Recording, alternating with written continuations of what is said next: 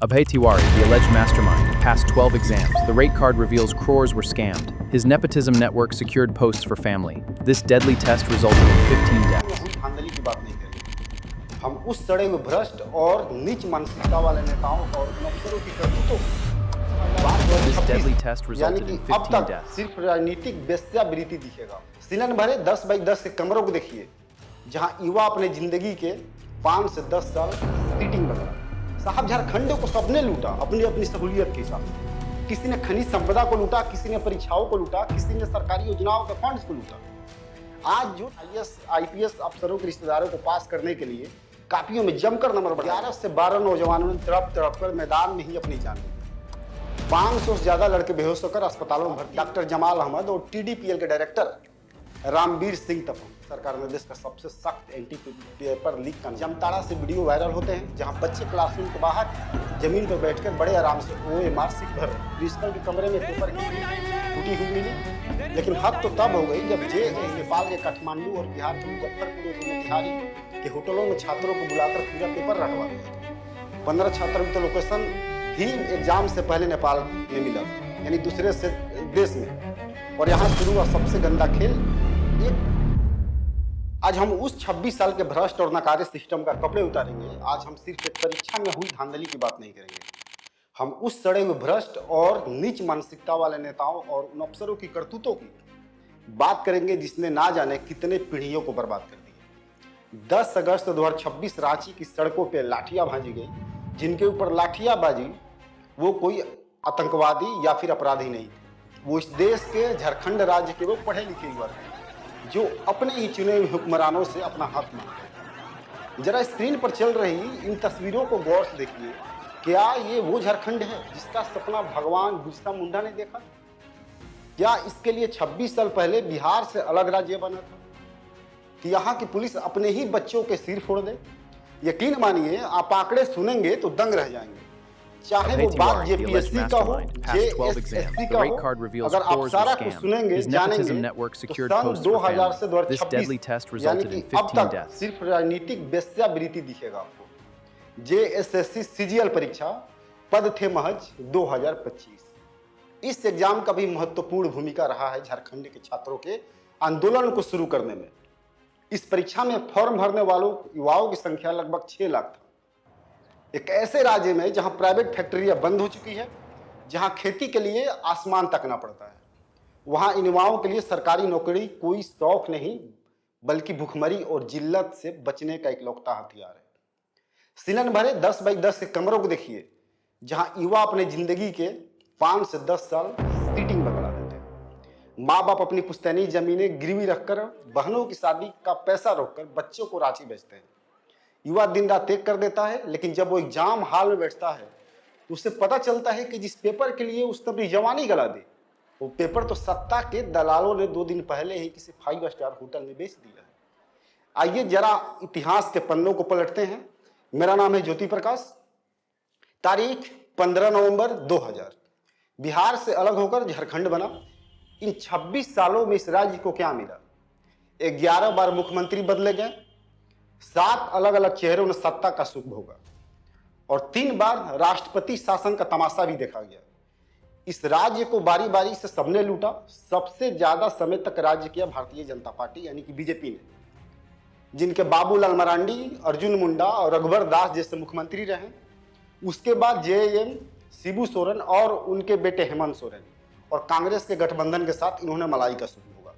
यहाँ तक एक निर्दलीय विधायक मधु कोड़ा को भी मुख्यमंत्री बना दिया गया, जो बाद में देश के सबसे बड़े भ्रष्टाचार के मामलों में जेल की हवा खाकर आए।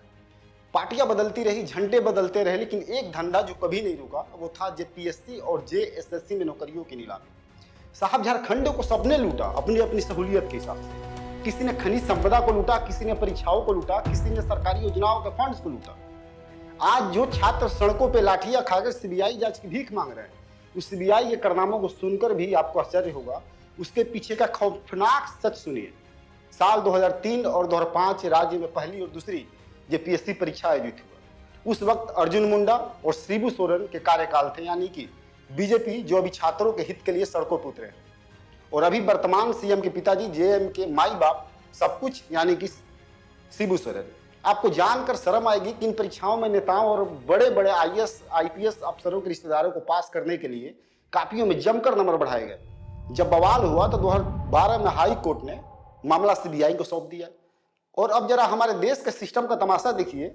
सीबीआई को इस मामले में पूर्व जेपीएससी चेयरमैन दिलीप कुमार प्रसाद समेत 50 से ज्यादा लोगों पर चार्जशीट सिर्फ दायर करने में पूरे 12 साल लग गए। वो चार्जशीट 2 साल से भी कम पहले अक्टूबर 2022-24 में दाखिल किया गया। वही सीबीआई जिसकी डिमांड अभी के आंदोलनरत छात्र कर रहे हैं। उस समय की नौकरी में बहाल हुए बहुत सारे लोग अब तो रिटायरमेंट के मुहाने पर होंगे। मुझे कहने में संकोच भी नहीं हो रहा कि जेपीएससी से सिलेक्टेड हुए कुछ लोग शायद रिटायर भी हो गए हैं। सोचिए, जो युवा 2003 में ठगा गया उसे 2024 तक सिर्फ और सिर्फ कागज का ढेर चार्जशीट मिला, न्याय नहीं। इसलिए आज का झारखंड का युवा हर सरकार और सिस्टम में बैठे करप्ट अधिकारियों पर थूकता है। उन्हें पता है कि सत्ता के इन मगरमच्छों का बाल भी बांका नहीं होगा, क्योंकि भ्रष्टाचार की जड़ें सीधे मुख्यमंत्री आवास और सचिवालय तक जाती है, चाहे वो किसी की भी सरकार हो। अगर आपको लगता है कि सिस्टम सिर्फ पैसे खाता है तो आप गलत है साहब। ये सिस्टम अब खून भी पीने लगा है। अगस्त सितंबर 2024 राज्य में एक्साइज कांस्टेबल यानी उत्पाद सिपाही के 583 पदों के लिए भर्तियां निकली। नियम बनाएगा कि युवाओं से 10 किलोमीटर की दौड़ की फिजिकल टेस्ट ली जाएगी। 1,27,000 ज्यादा बेरोजगार युवा, कोई चप्पल में, कोई नंगे पैर, चिलचिलाती धूप और भयानक उमस के बीच पलामू, गिरिडीह और झारखंड के हजारीबाग के मैदान में दौड़ पड़े। खाली पेट सिर्फ एक अदद नौकरी। नतीजा क्या हुआ? दौड़ते दौड़ते युवाओं के दिल फटने लगे। 11 से 12 नौजवानों ने तड़प कर मैदान में ही अपनी जान ले ली। 500 से ज्यादा लड़के बेहोश होकर अस्पतालों में भर्ती हुए और पुलिस के बेशर्म अधिकारी मीडिया के सामने आकर माइक पर ही उन्होंने सीधे सीधे कह दिया कि ये सब अप्राकृतिक मौत है, शायद बच्चों ने स्टेरॉयड ले लिया था। और विपक्ष ने क्या कहा? विपक्ष ने इसे राज्य प्रायोजित नरसंहार, स्टेट स्पॉन्सर्ड मैसेकर का नाम दिया और राजनीतिक रोटियां सेकनी शुरू कर दी। लेकिन उन 15 माओं के आंसू पूछने कोई नहीं, जिनके बेटे सिर्फ इसलिए मर गए क्योंकि सरकार के पास दौड़ करवाने का ढंग का इंफ्रास्ट्रक्चर तक नहीं था। ये हत्या नहीं तो और क्या है? आप खुद ही सोचिए। अब आते हैं इस पूरे खेल के सबसे बड़े खलनायक पर, जिसका नाम सुनकर आपके रोंगटे खड़े हो जाएंगे।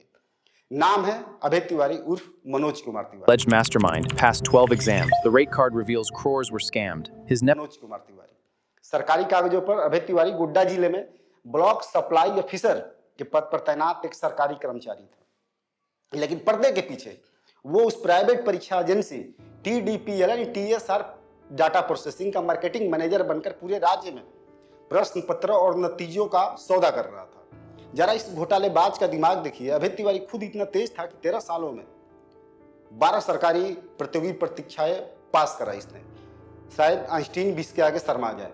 JSSC CGL परीक्षा में अभय तिवारी ने खुद 48वीं रैंक हासिल की, लेकिन खेल यही खत्म नहीं हुआ। अभय तिवारी ने अपने पूरे कुनबे, अपने पूरे परिवार को सरकारी नौकरी में सेट कर दिया। उसका अपना भाई अक्षय तिवारी JSSC CGL पास करके महिला एवं बाल विकास विभाग में JSA बन गया।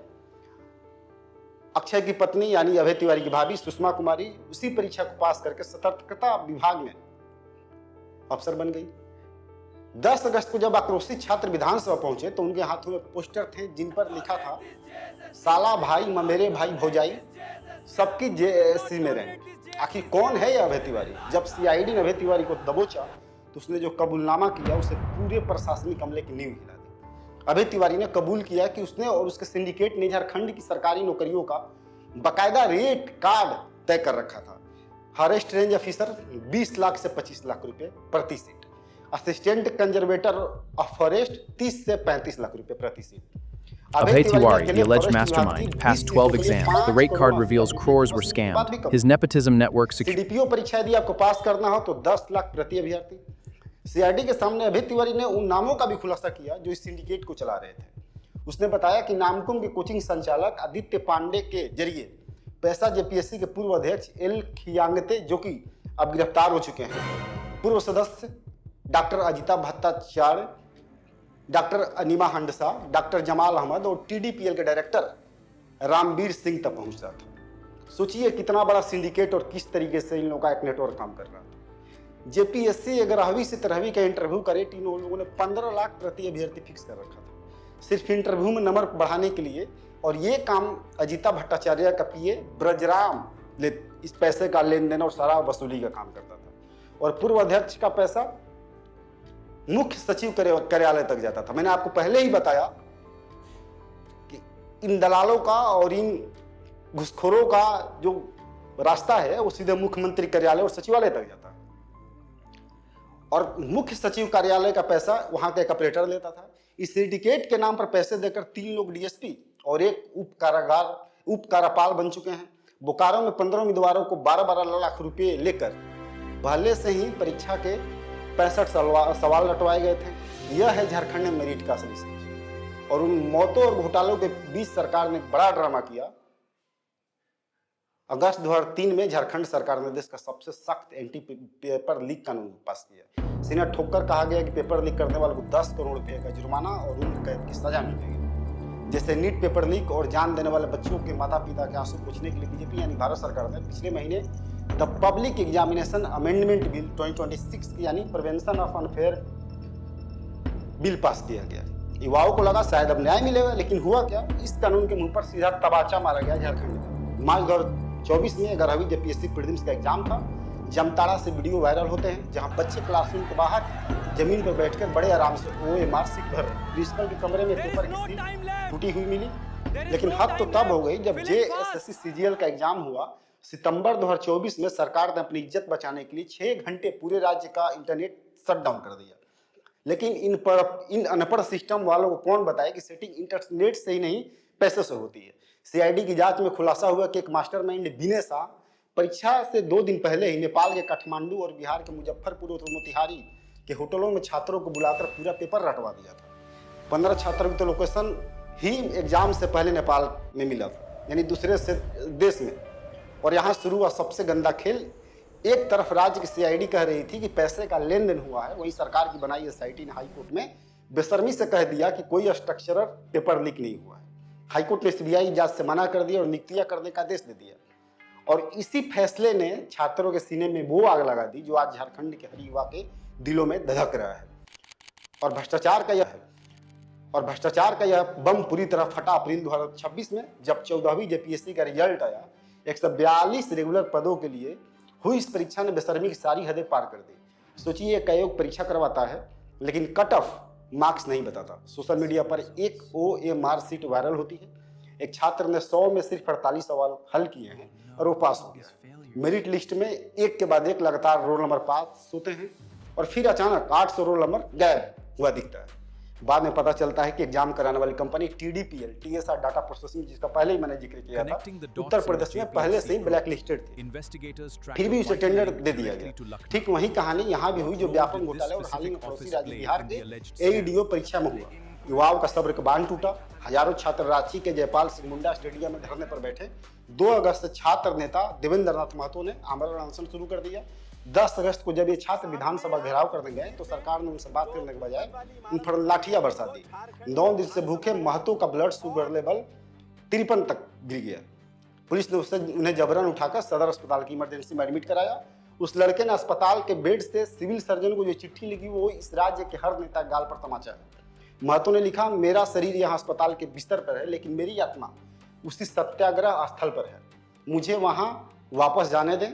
क्या किसी नेता में इतनी रीढ़ की हड्डी बची है जो इस दर्द को समझ सके? और जैसे ही छात्रों पर लाठियां गिरा, राजनीति के गिद्ध मर्राने लगे। 11 अगस्त को भारतीय जनता पार्टी यानी बीजेपी ने झारखंड बंद का ऐलान कर दिया। जो बीजेपी अपने शासनकाल में लाठियां चलाती थी, आज उसके नेता सड़कों पर टायर जला रहे हैं, पुलिस से भिड़ रहे हैं। सत्ता पक्ष ने आरोप लगाया कि आंदोलन को बदनाम करने के लिए बीजेपी ट्रकों में भरकर पश्चिम बंगाल से अपने गुंडे लाई ताकि वो कैमरे के सामने मार खा सके। कहां से है भैया? और जो वीडियो सामने आए भी हैं उसमें बीजेपी कार्यकर्ता नेता पत्थर पर प्रोटेस्ट मार रहे हैं पुलिस वालों पर। तो कौन भेजा? और विधानसभा में मुख्यमंत्री हेमंत सोरेन ने वही शब्द विपक्ष के लिए इस्तेमाल किया जो जस्टिस सूर्यकांत युवाओं को कहा था, परिजीवी यानी कि पैरासाइट। सरकार ने 14वीं जेपीएससी परीक्षा तो रद्द कर दी लेकिन CBI जांच से साफ इनकार कर दिया। मुख्यमंत्री ने एक नया और घिनौना कार्ड खेला, क्षेत्रवाद। उन्होंने कहा कि परीक्षा करवाने वाली कंपनी TDPL लखनऊ यूपी की है और ये सारी साजिश यूपी बिहार के बाहरी लोगों की है ताकि झारखंड के मूल निवासियों का हक छीना जा सके। अरे मुख्यमंत्री जी, कंपनी को टेंडर क्या यूपी बिहार वालों ने दिया था या आपके इस सचिवालय में बैठे सफेद पोस्ट बाबुओं ने करोड़ों की रिश्वत लेकर और उस अभय तिवारी ने जो आपके राज्य में सप्लाई ऑफिसर बना हुआ है और टीडीपीएल का मार्केटिंग मैनेजर बना हुआ है। जब आपके ही अधिकारी करोड़ों का रेट कार्ड चला रखे हैं तो फिर बाहरी का राग क्यों अलाप करें? जब चोरी पकड़ी गई तो बाहरी का राग अलाप कर आप अपनी नाकामी नहीं छिपा सकते। दोस्तों, आज झारखंड एक ज्वालामुखी के मुहाने पर है। ये लड़ाई सिर्फ एक नौकरी की नहीं रही, ये लड़ाई उस सिस्टम के खिलाफ जिसने युवा की जवानी को, उसके माँ बाप के सपनों को और युवाओं की जिंदगी को जिसने बहुत सस्ता समझ लिया। नेता चुनाव लड़ेंगे, सरकारें बदलेगी, आरोप प्रत्यारोप होंगे, लेकिन झारखंड के वो युवा कहाँ जाएंगे जो बेरोजगारी का ठप्पा लिए तनाव में जी रहे हैं? क्या लोकतंत्र में न्याय मांगने का मतलब सिर्फ लाठियां खाना और लहूलुहान होकर मर जाना है? दोस्तों, यदि आपके सीने में जरा भी आग बची है तो इस वीडियो को इतना शेयर कीजिए कि इस बहरे सिस्टम के कान में उसके पर्दे फट जाए। सवाल पूछिए नेताओं से, वरना कल आपका ही बच्चा किसी 10 बाई 10 के कमरों में अपनी जवानी सड़ा रहा होगा। बाकी आपकी क्या राय है कमेंट बॉक्स में टाइप कीजिए और लाइक कीजिए और चैनल को सब्सक्राइब जरूर कीजिएगा।